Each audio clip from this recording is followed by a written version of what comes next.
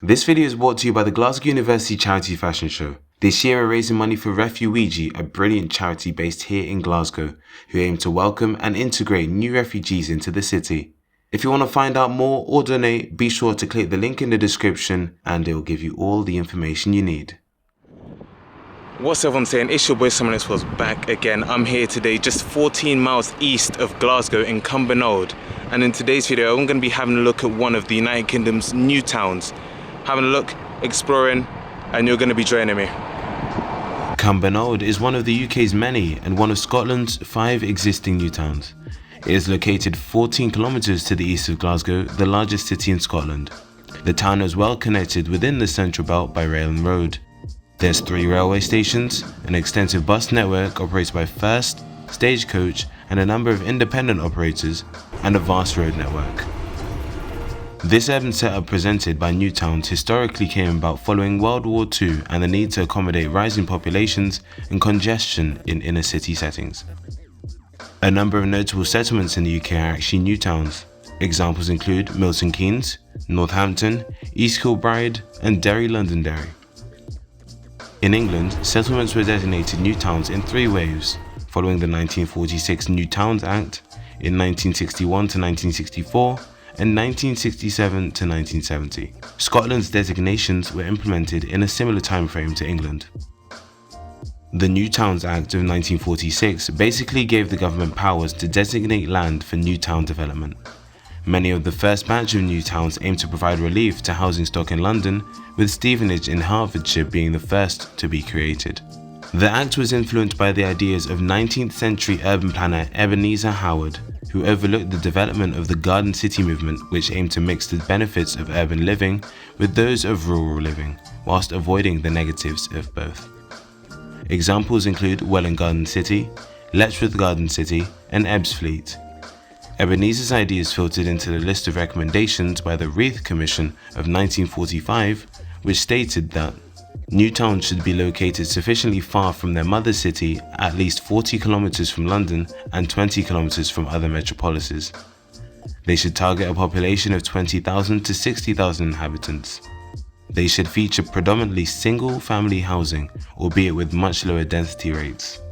They should be built as far as possible on greenfield sites. A green belt should be created around the new towns. Quality sites should be chosen, but outside areas of exceptional natural beauty which had to be preserved. Housing had to be organised in neighbourhood units around a primary and nursery school, a pub, and shops selling staple goods, with in every case a meeting room for clubs and voluntary groups to meet. A balance had to be struck between housing and jobs, by making it obligatory for the Development Corporation to offer every business moving into the new town 1 housing unit for each job created. Over time, new town plans began to focus more on implementing efficient car travel in these towns. This is easily visible in towns like Cumbernauld and Milton Keynes. Cumbernauld is a prime example of these recommendations, the Act of 1946, and the growing influence of cars being enacted. Cumbernauld has a rich history dating back to the Roman times, where in the northeast of the town, a Roman fort, Westerwood, lay on the Antonine Wall. Nearby, the commonly named area of the village lays home to the original settlement to which today's Cumbernauld area is named after, which has stark differences to the rest of the town in terms of urban layout. Cumbernauld was designated a new town in December 1955 and was one of a number of overspill estates and new towns to be constructed in the midst of poor quality, overcrowded and unsafe living conditions in Glasgow's inner city core following World War II. East Kilbride, Glenrothes, Livingston and Irvine were the 4 other settlements in Scotland to be designated as new towns. Now, when you look at a new town like Cumbernauld from satellite imagery, it just looks like a bunch of villages connected with a load of new roads. That's basically it. There are many different areas of Cumbernauld, including Bala, Greenfields, which has its own railway station, Condurat and Abron Hill. These communities span such a large area that it would take over an hour and a half to walk, a 32-minute bus ride, or a 9-minute car ride to get across to the other side. Why so different then? Are the buses just garbage, or do cars in Cumbernauld go all Tokyo drift on them roads? Well, new towns aim for low-density development spread over large green areas, as recommended by Ebenezer, and a focus on segregation of foot and vehicle traffic.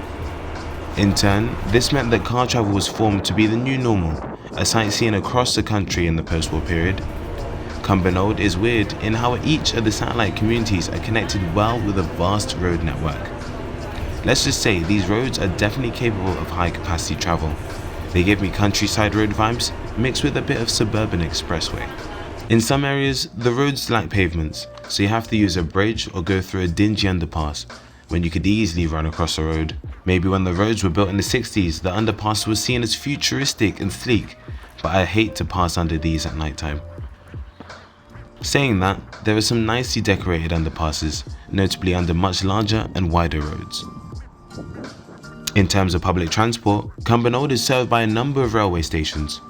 Cumbernauld and Greenfalls to the south on the Glasgow to Edinburgh via Cumbernauld line, and Croy in the north on the Glasgow to Edinburgh via Falkirk High line. A drawback to this is that they're all quite far from the town centre. Cumbernauld main station is a 20-minute walk away, and Croy, the most used by far, is a 55-minute walk away. But luckily there are bus services available, mostly served by Stagecoach and First, and a few independent carriers here and there. The bus was how I got around the whole time I was there.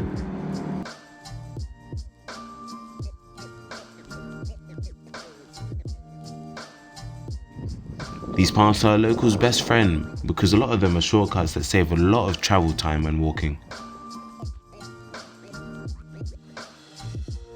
Oh, and there's an airport too. One part of new towns I like is a mix of greenery within an urban setting. Each community gives a sense like it's its own little separate village, nice and tranquil. Can't lie though, the mix of 1960s housing, common in cities, and large green fields and quiet paths seem like such an oxymoron. I forgot I was in a large town walking through these paths, a feeling that families of the 1960s probably relished, a stark difference to the hustle and bustle of inner city Glasgow's slum housing. Google Maps seems to have trouble locating them and love telling you to walk down the middle of the busy expressways. Notice the colour of the bridges over these expressways. Cumbernauld is infamous for its blue pedestrian bridges. They're everywhere, damn. The most known is the Snake Bridge, which connects Seafar to Kildrum. Now, I've gone on and on about Cumbernauld without mentioning this. Cumbernauld Town Centre and the shopping centres. Mainly designed by principal architect Leslie Hugh Wilson and opened in 1967 by Princess Margaret and Lord Snowdon, the town centre was actually voted the most dismal town in Scotland twice in a row. The shopping centre was also voted Britain's most hated building. The whole thing screams brutalist paradise to another level. On the inside, it's actually very confusing to get around. The ramps led to a very eerie entrance to the local library, so I took a swift 180 and speed walked it back downstairs. This wouldn't be a place you'd catch me at night time. Can't lie, I did come on a weekday evening when the only thing open was the gym. The main bus and coach station is nestled under the main shopping centre, and I couldn't seem to find how to get across to the other side. I gave up on that mission very quickly.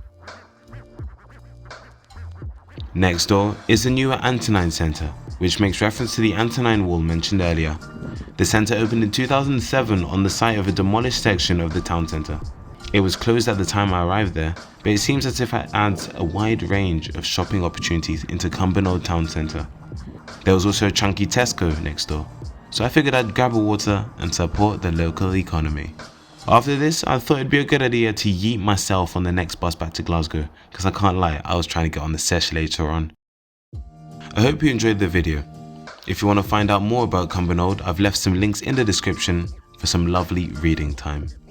Don't forget to click the Just Giving link in the description below to donate to our Refuweegee and GUCFS fundraiser. Be sure to comment what you want to see in future videos, because you know it's been your boy Someone Explores, and I'll catch you in the next one in a bit.